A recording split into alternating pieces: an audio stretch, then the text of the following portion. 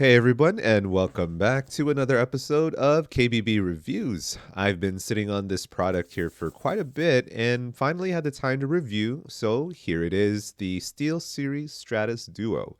Currently reduced in price. Is this a good time to replace your PC controller? Well, stay a while, listen, and let's get started.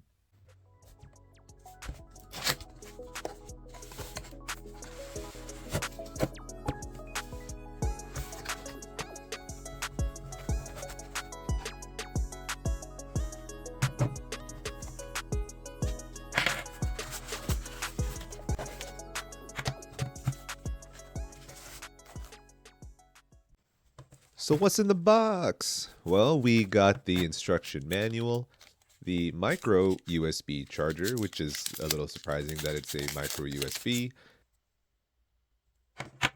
the wireless dongle, and the controller itself.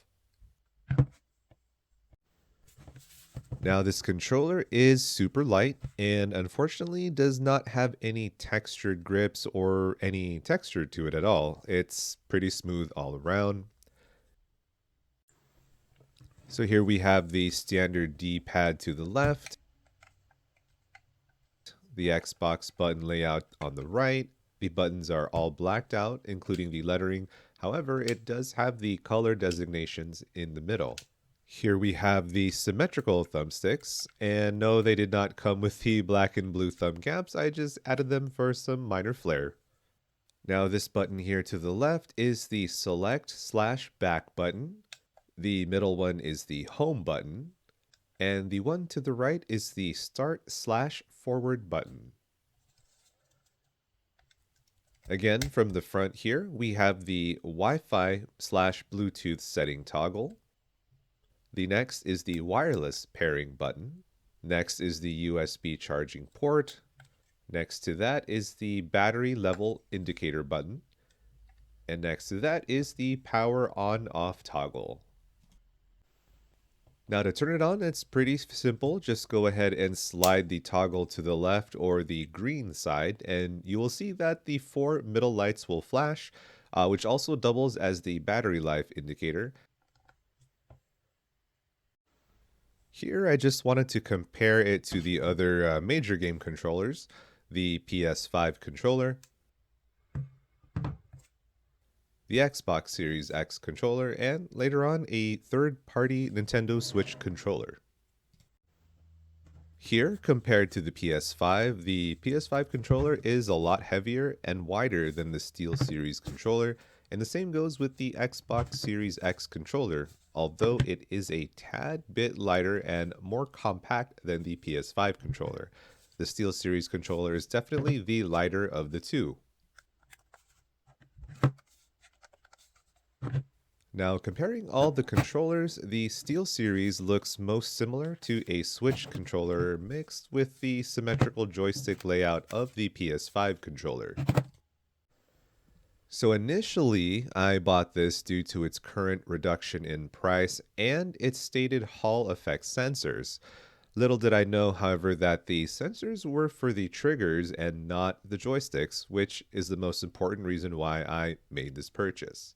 So to those of you who are not familiar with what Hall effect joysticks or triggers are, is that essentially Hall effects use magnets and electrical conductors to basically detect input and movement, with there being little to no contact between the components on the joystick or the trigger, thus reducing the possibility of wear and tear and stick drift.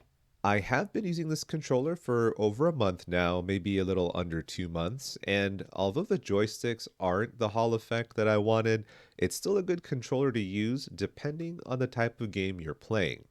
So I've been using this primarily to play Helldivers 2 and The Division 2, which in my opinion are low to mid intensity type games. The joysticks are still good, and I have yet to experience any stick drift or any mechanical issues with the joysticks. Now, the best part of this controller, in my opinion, is the battery life. The manual does state around 20 hours of battery time before charging, and I feel like I've definitely gotten close to 20 hours. Although I more kept track of it in days, I would say about 2 to 3 days, or even 4 days before I chose to charge it, and not because it needed to be recharged.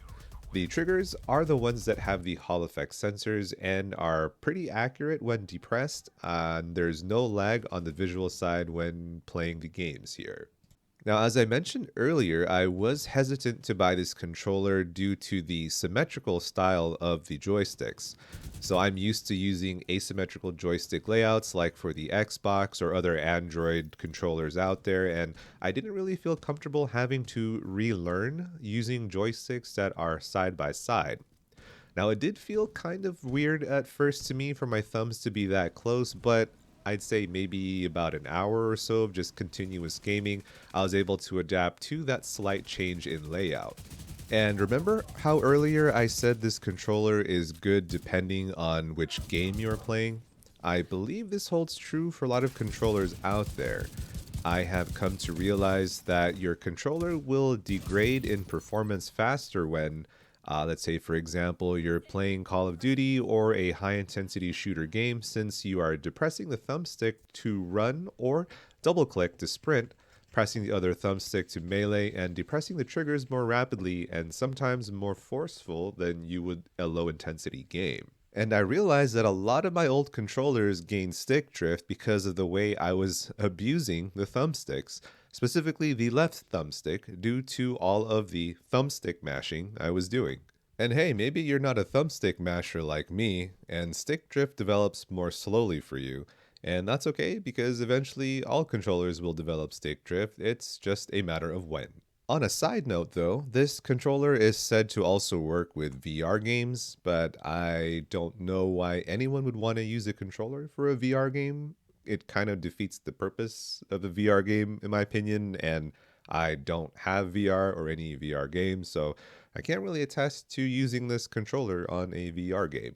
Now, even though this controller does not have the Hall effect joysticks that I thought it did, I am still enjoying this controller for playing low to mid intensity games, and it works perfectly for me.